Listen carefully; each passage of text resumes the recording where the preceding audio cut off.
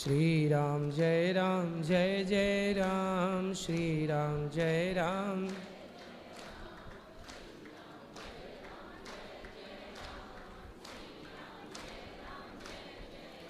बोलिए गौरी गोपाल भगवान की। जिनका प्रश्न है वो हाथ उठाएं, खड़े हो जाओ।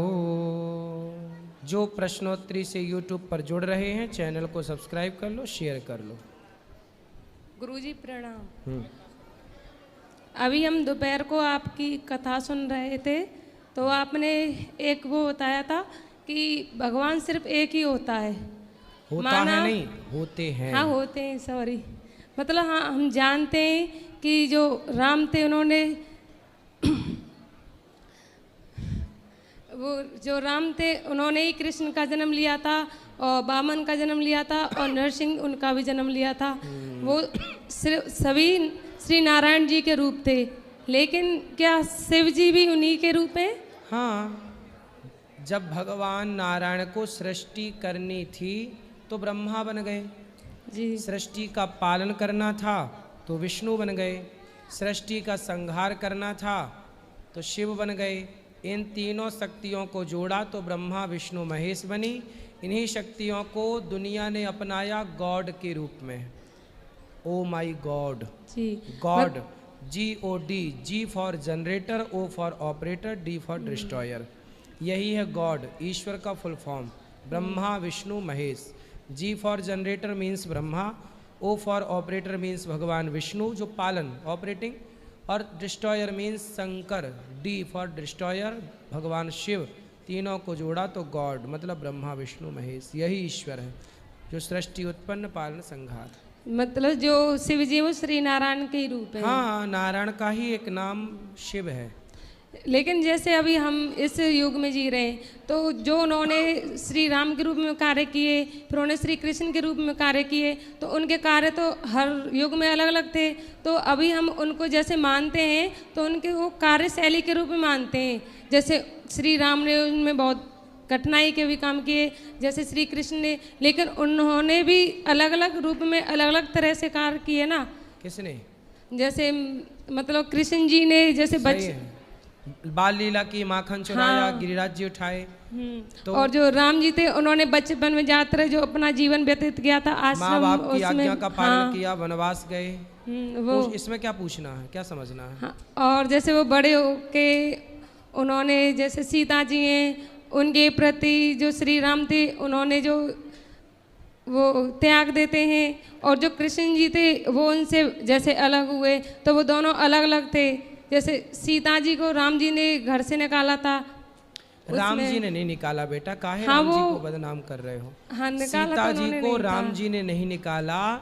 राम जी को निकालना होता तो उसी दिन निकाल देते जिस दिन सीता मैया वनवास से आई थी रावण के यहाँ से।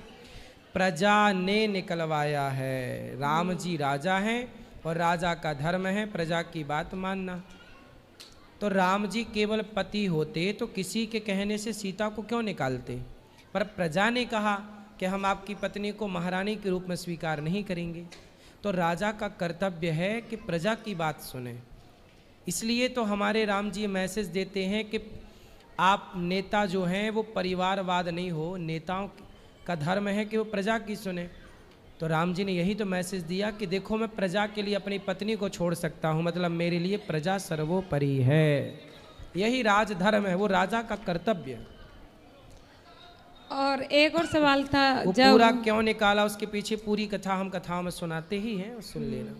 नहीं, हम जैसे सुनते हैं तो इसी हिसाब से आपने बोला ना, तो हमारे दिमाग में अपने आप ही बन गया था ये सवाल कि भगवान जो होते हैं वो एक ही होते हैं, इसीलिए। और कोई सवाल है? हाँ, एक और ये था कि जैसे आप ये बोल रहे थे कि जो कुत्ते होते हैं उनको अभी लोग घर में रखते हैं, उनको खाना खिलाते हैं अच्छे से, और जो हमारी गाय माँ होती हैं उनको जैसे घर से भगा देते हैं अगर वो काम नहीं आए।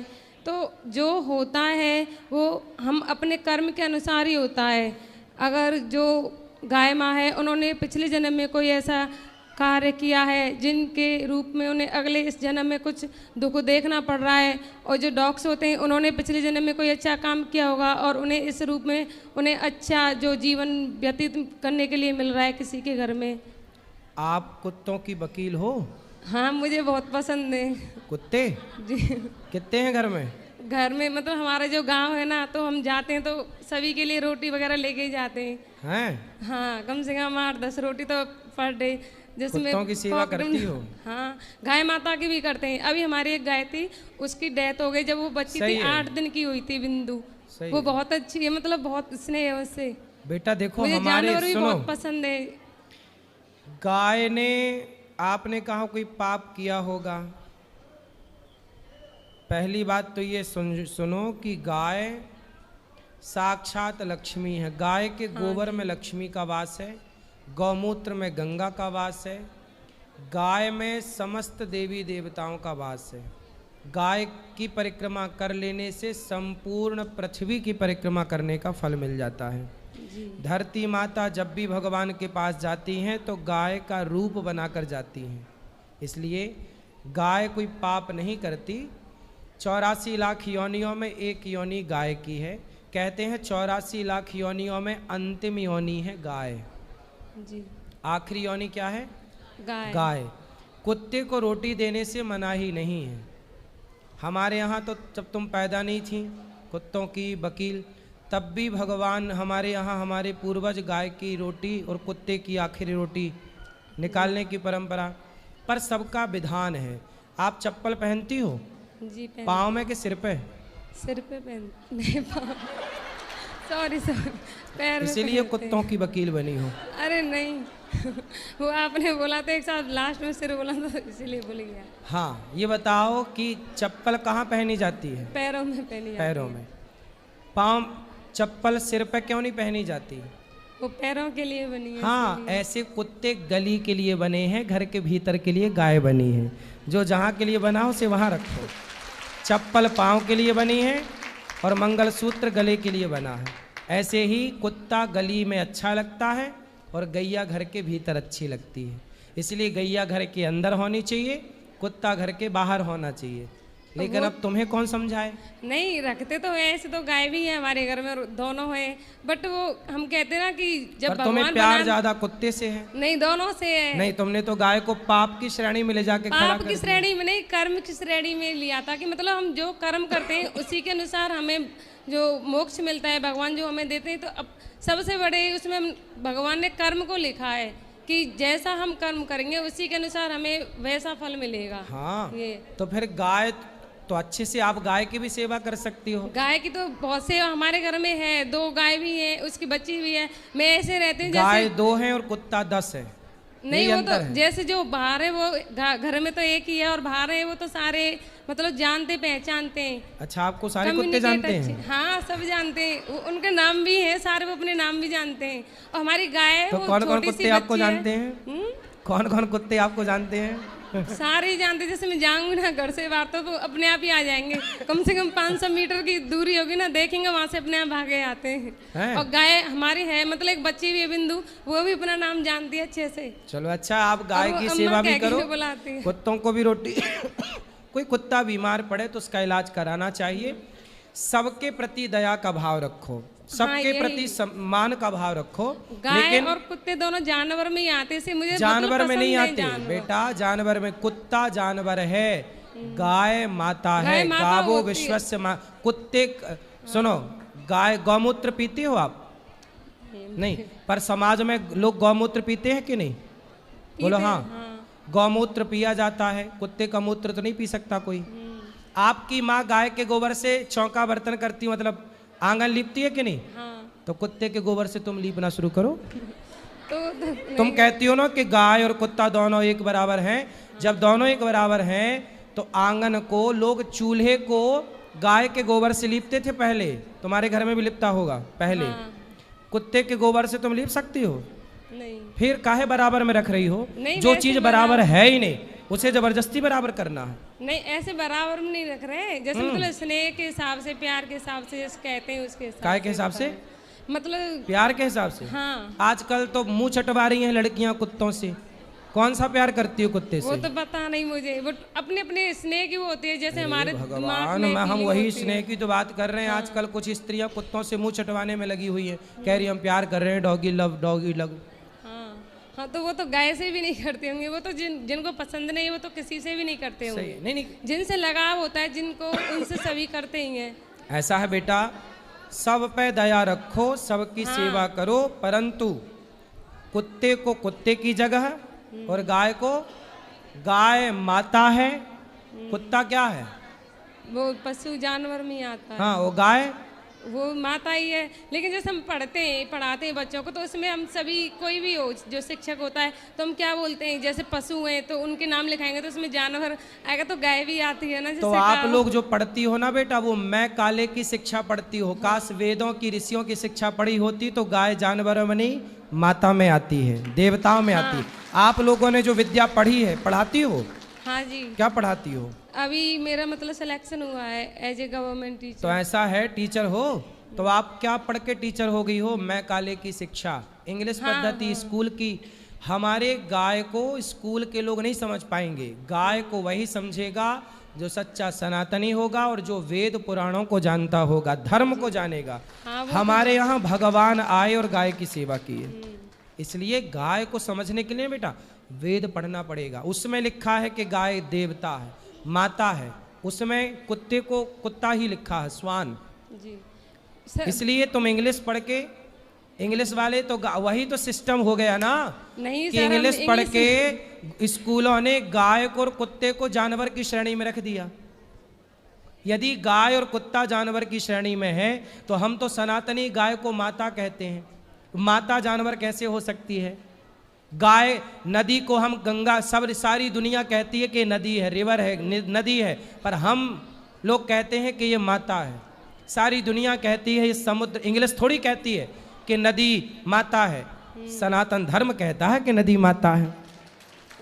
सारी दुनिया कहती है कि स्नेक है, सांप है, पर हम लोग नाग पंचमी को सांप को दूध पिलाते हैं। सब लोग कहते हैं पौधा है, तुलसी है, पर हम लोग कहते हैं तुलसी माता है, ये भगवान को चढ़ती है। तो तुम बेटा इंग्लिश पढ़ के ना जान पाओगी कुछ। नहीं सर, जैसे हम धर्म के प्रति भी बहुत श्रद्धा है, बचपन से रामायण पढ़ी है, भागवत गीता के भी। फिर काहे तुम कुत्ते को गाय की श्रेणी में रख रही हो? नहीं, वो दया भाव के ऊपर आता है ना। नहीं, दया सब पे रखो। हाँ वही पर श्रेणी, अब दया, कोई मर्द मिल जाए तुम्हें रास्ते में पड़ा हुआ तो तुम दया करो तो उसे तुम पति थोड़ी मान लोगी। भाई दया करने का अपना अपना भाव है।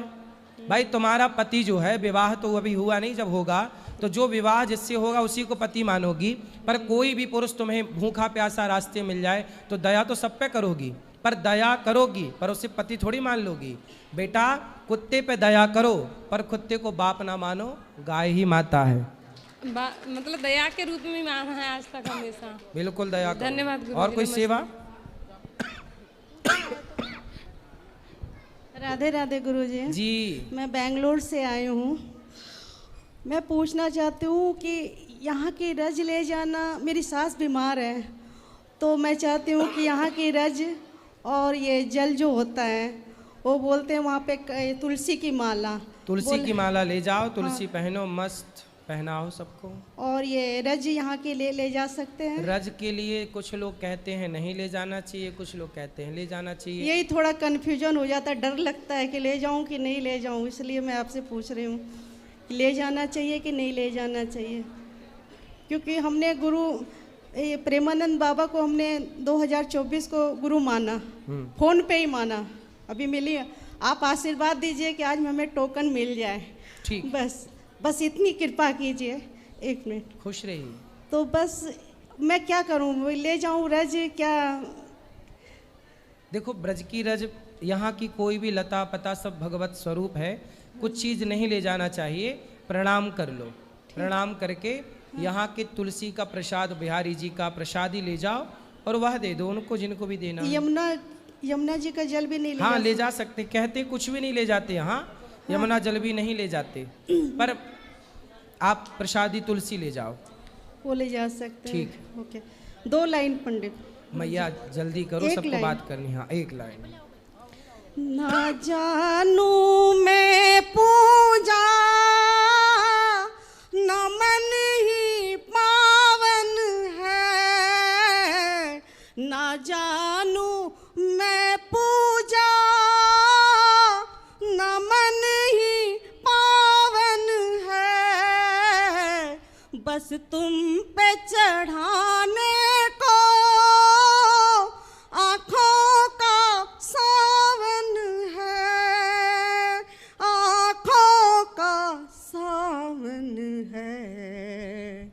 ना झूठ है ये कोई, ना कोई कहानी है तुम पर मेरे गुरुवर, उसे पार लगानी है। बहुत सुंदर। उसे पार लगानी है।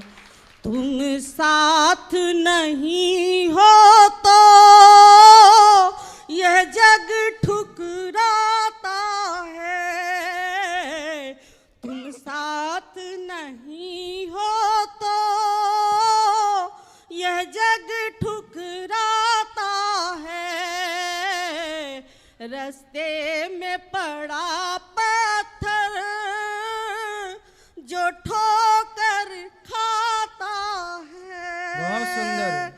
जो ठोकर खाता है।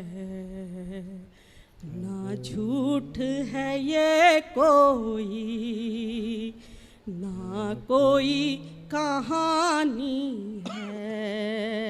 है तुम पर मेरे गुरुवर, उसे पार लगानी है। बहुत सुंदर, उसे बहुत सुंदर मैया। लगानी। राधे राधे गुरुजी।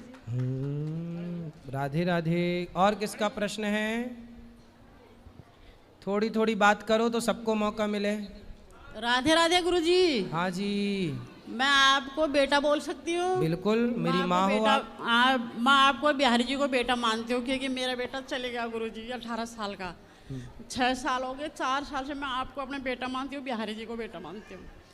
गुरुजी जैसा आप बोलते हैं ना कि जो कुछ नहीं कर सकता वो रोता है, मैं कुछ नहीं कर पाई, मैं रोती रहती हूँ। आप गुरुजी, और जैसा आप कहते नहीं औरत के कारण घर का विनाश होता है, ऐसे मेरे घर का ये औरत के पीछे पूरे विनाश हुआ गुरुजी, कुछ भी नहीं बचा। किस औरत के कारण? परिवार की है, देवरानी है। देवरानी? हाँ।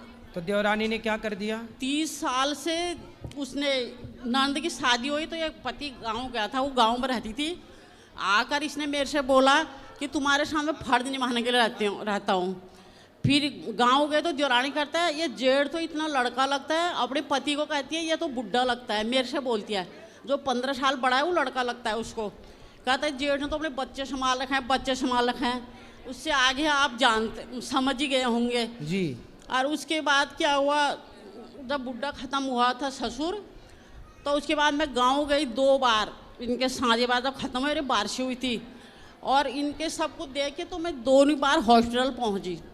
उसकी अब मेरे से सवाल क्या है ये बताओ। आपसे सवाल ये है कि मेरी बेटी भी चल गई, जैसे मेरे बेटे के लिए ना कुछ करके खिला दिया। किसने? उसी ने। हाँ, 8 पितर दोष लगे, या अपने पिताजी का श्राद्ध देना नहीं जाता तो पितर दोष लगा। मैंने बोला श्राद्ध देना जाकर तेरा कहना सो थोड़ी जाऊंगा मैं श्राद्ध देने। कौन बोला? ये जो पति है। किसका पति? मेरा। अपने पापा के श्राद्ध देना नहीं जाता था, छोटा भाई देता था। अच्छा, तो मैंने बोला तो आपके पति अभी हैं? हाँ, मैंने बोला आपको जाना चाहिए, श्राद्ध न करे तेरे कहने तो थोड़ी जाऊंगा मैं, श्राद्ध देना मेरा छोटा भाई देता है। तो पितर दो मेरा बेटा भर लगा था। तो आपके पति आपसे अच्छे से नहीं मिलते, बातचीत नहीं करते? नहीं। उसके बाद अभी मेरे 25 साल की लड़की भी चले गए, उसके सिराने में मुर्दा के राख और वो डाल दिए चावल। तो आपके पति आपसे बात नहीं करते, फिर किससे बात करते हैं? पता नहीं, ऐसे मेरे से नहीं कहता। फिर मेरी लड़की कहती मम्मी, जब उसके सिर के नीचे रखा था ना, कहती मम्मी नगर टिपारिया पूजा कराओ, मम्मी नगर टिपारिया पूजा कराओ। 6-7 दिन बोला, मैं कुछ नहीं करा पाई। और फिर एक घर का, सब घर का दिखते थे, मर्द जौना जितने थे। और लास्ट दिन, इतने दिन से देखते 4 तारीख से 16 तारीख को इसके पापा और उसके चाचा का लड़का सफ़ेद कपड़े पहन के मेरे नीचे खड़े थे। चिंता ना करो, अब आप शरण में हो भगवान की, भगवान सब अच्छा करेंगे। उनके नाम से कोई पुण्य का कार्य करिए, उनका उद्धार हो जाएगा। और उसके बाद गुरुजी मेरी बेटी ने ऐसे लटका दिया अपने आप को, पता नहीं वही चक्कर है सब गाँव के पता नहीं दोष हो, वो मुर्दा की राख डालती है मेरे घर में। पहले वही पहले पुराना घर में डाला, फिर हमने तो आपके पति रोकते नहीं उसको ये सब करने से? नया घर बनाया, उसमें डाल के गई तो ऊपर नीचे बन गया था। चलो अब उसे समझाओ, उसको लाना, हम बात करेंगे ऐसा क्यों करती है। और आप उसको मैं क्यों लाऊं पति, पूरा घर का नाश कर दिया उसने, मेरा पूरा विनाश हो गया उस औरत के चक्कर से। अब तो उससे बचो, फिर छुटकारा पाओ, उससे दूर रहो। जब उसकी लड़की की शादी हुई तो बिना बुलाया चला गया। मैंने कहा क्यों गया, बुना तो उसने अब बुलाया मैया नहीं। छोड़ो, ये सब बातों से कोई फायदा नहीं है। आप सब पुरानी बातों को भूल के भगवान का नाम जपो, उसे अपने से दूर कर दो, बस यही समाधान है। गुरुजी मैंने आप उसके लिए आप विश्वास अब दूसरों को मौका दो थोड़ा थोड़ा बात करने। अभी बात कर लेना, थोड़ा थोड़ा रोज करना, ताकि रोज थोड़ी थोड़ी बात हो। आप बात कर लेना। राधे राधे गुरुजी। जी जी। चरणों में मेरा सच्चित नमन। गुरुजी मेरा ये प्रश्न है कि पास में लो। वृंदावन में कहते हैं कि जिनकी भी मृत्यु होती है उनका मोक्ष हो जाता है, तो यहाँ पे मतलब कोई अगर बहुत पाप करता है, बड़े पाप करता है, तो क्या उनका भी मोक्ष हो जाएगा? पाप करने के बाद पहले वो अपने पापों का दंड भोगेगा। जब पाप समाप्त हो जाएंगे भोग के, तब उसका मोक्ष होगा। अच्छा, और दूसरा ये है गुरुजी कि जैसे हम कोई हमारे साथ गलत करता है, तो क्या उसको अपना प्रारब्ध समझ के भूल जाए या फिर उसके अगेंस्ट हम एक्शन ले सकते हैं? क्या गलत करता है? जैसे मतलब जैसे भी कोई हमें धोखा देता है या फिर कोई गलत करता है हमारे साथ, मतलब बेईमानी करता है किसी भी पैसे को लेकर या फिर रिलेशन कुछ भी है XYZ, तो उसके लिए क्या, या फिर कोई जैसे बड़ा केस है किसी के साथ हुआ है, उसके लिए वो एक्शन ले कि या फिर मेरा ये प्रारब्ध है ये समझ के उसे अवॉइड